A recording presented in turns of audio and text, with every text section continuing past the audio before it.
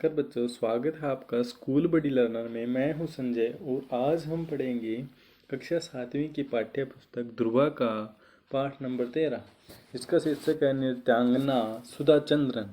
यह एक biographical biography chapter है, जिसके अंदर एक लड़की की जीवनी बताई गई है। स्टार्टिंग करते हैं।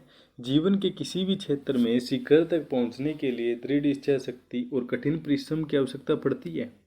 कई लोग ऐसे भी हुए हैं जिन्होंने शारीरिक अक्षमता के बावजूद संघर्ष किया है और लक्ष्य प्राप्त किया है। ऐसा ही एक नाम है सुधा चंद्रन। पैर खराब होने के बावजूद वह चोटी की नृत्यांगना बनी। नृत्यांगना मतलब डांस करने वाली।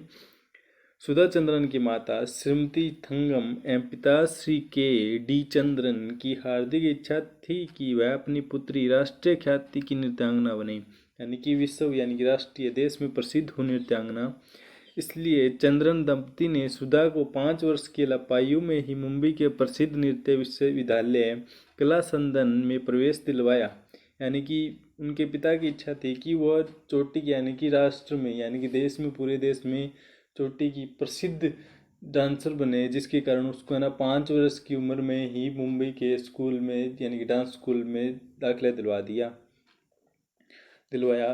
पहल तो नृत्य विद्यालय के शिक्षकों ने इतनी छोटी उम्र की बच्ची के दाखिले में हिचकिचाहट महसूस की, किंतु सुधा की प्रतिभा को देखकर सुप्रसिद्ध नृत्य शिक्षक श्री के.एस. रामास्वामी भक्तावर ने उसे शिष्या के रूप में स्वीकार कर लिया और सुधा उनसे नियमित प्रशिक्षण प्राप्त करने लगी। जल्द ही सुधा के नृत्य कार्यक्रम विद्यालय के आयोजनों में होने लगे।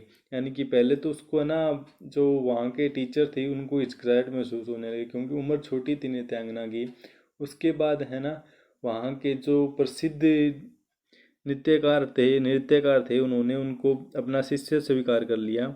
और बाद में पहले तो स्कूल में ही होते थे, बाद में अलग अलग स्कूलों में उसके नृत्य के आयोजन होने लगे। नृत्य के साथ साथ अध्ययन में भी सुधा ने अपनी प्रतिभा दिखाई, लेकिन सुधा के स्वप्नों वो इंद्रधनुषी दुनिया में एकाएक 2 मई 1981 को अंधेरा छा गया। यानी कि इंद्रधनुषी यानी कि जो रंग बिरंगी दुनिया थी, उसको 2 मई 1981 को अंधेरा छा गया। 2 मई को तिरुचिरापल्ली से मद्रास जाते समय उनकी बस दुर्घटना हो गई। क्या हुई? बस दुर्घटना हो गई। इस दुर्घटना में सुधा के बाएं पांव की एड़ी टूट गई और दायां पांव बुरी तरह जख्मी हो गया। प्लास्टर लगने पर बायां पांव तो ठीक हो गया, किंतु दाई टांग में क्रैगीन एक प्रकार का कैंसर होता है जो हो गया। ऐसे में डॉक्टरों के पास सुधा की दाई टांग काट देने के अलावा कोई और रास्ता नहीं था। अतः दुनिया के 1 महीने बाद सुधा की दाई टांग घुटने से 7.5 इंच नीचे से काट दी गई। एक टांग का कट जाना संभवतः किसी भी नृत्यांगना के जीवन का अंत ही होता। सुधा के साथ भी यही हुआ। सुधा ने लकड़ी के गुटके के पांव और बैसाखियों के सहारे चलना शुरू कर दिया और मुंबई आकर वह पुनः अपनी पढ़ाई में जुट गई। इसी बीच सुधा ने मैग्सेसे पुरस्कार विजेता सुप्रसिद्ध कृत्रिम अंग विशेषज्ञ डॉक्टर पी.सी. सेठी के बारे में सुना। वह जयपुर गई और डॉक्टर सेठी से मिली। डॉक्टर सेठी ने सुधा को आश्वस्त किया कि वह दोबारा सामान्य ढंग से चल सकेगी। इस पर सुधा ने पूछा, क्या मैं नाच सकूंगी? क्योंकि नृत्यांगना को बस दिल में यही इच्छा होती है कि वह नाचे, जल्दी से कैसे भी करके नाचे। उसके मन में एक सपना होता है कि वह अगर उसकी टांग भी कट गई है तो वह दोबारा से कैसे भी करके नाच सके। डॉक्टर सेठी ने कहा, क्यों नहीं, प्रयास करो तो सब कुछ संभव है। डॉक्टर सेठी ने सुधा के लिए एक विशेष प्रकार की टांग बनाई जो कि एल्युमिनियम की थी और इसमें ऐसी व्यवस्था थी कि वह टांग को आसानी से घुमा सकती थी। जो एक टांग बनाई गई थी डॉक्टर के द्वारा वह एल्युमिनियम की थी और उसमें ऐसी व्यवस्था की गई थी कि जिससे अपनी टांग को उसमें चारों तरफ घुमा सके। इसमें ऐसी व्यवस्था की गई थी कि वह टांग को आसानी से घुमा सकती थी। सुधा एक नए विश्वास के साथ मुंबई लौटी और अब उसने नृत्य का अभ्यास शुरू करना चाहा, किंतु इस प्रयास में कटी हुई टांग से खून निकलने लगा। कोई भी सामान्य व्यक्ति इस तरह की घटना के बाद दोबारा नाचने की हिम्मत कतई नहीं करता, किंतु सुधा साधारण मिट्टी की नहीं बनी थी। जल्दी ही उसने अपनी निराशा पर काबू प्राप्त किया और अपने नृत्य प्रशिक्षण को साथ लेकर डॉक्टर सेठी से पुनः मिली। डॉक्टर सेठी ने सुधा के नृत्य प्रशिक्षण से नृत्य हेतु पाँवों की विभिन्न मुद्राओं को गंभीरता से देखा, परखा और एक नई टांग बनवाई जो नृत्य की विशेष जरूरतों को ध्यान में रखकर बनाई गई थी।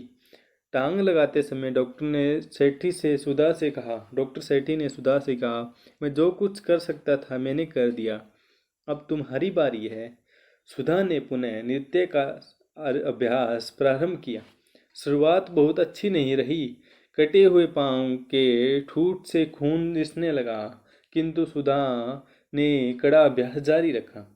कठिन अभ्यास से सुधा जल्द ही सामान्य नृत्य मुद्राओं को प्रदर्शित करने में सफल हो गई।